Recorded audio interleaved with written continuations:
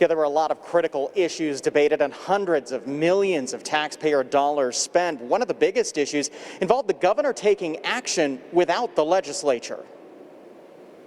People are still dying. The infection rates are still too high. Governor Gary Herbert announced he'll issue a new state of emergency for COVID-19 in Utah. It comes after disagreement with legislative leaders about extending the current one and the limits of his power. As a majority party, we were unified that we should not do this. But the governor says if we didn't, Utah risks losing hundreds of millions in federal relief money, and we'd be the only state without an emergency declaration, which could impact how COVID-19 is handled.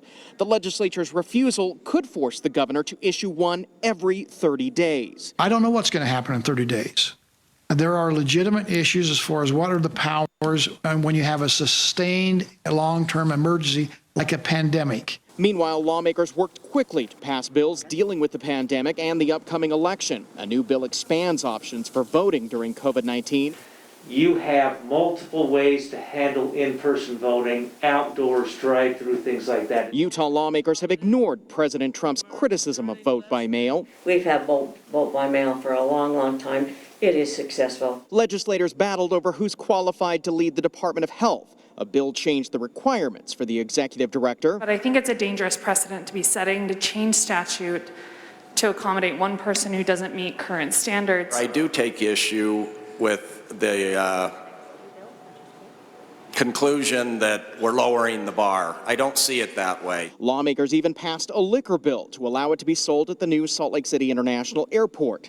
They did not address curbside alcohol service that bars and restaurants have been asking for, but a leading lawmaker suggests it's still possible. Well, we just have not had time. I think we're looking at some major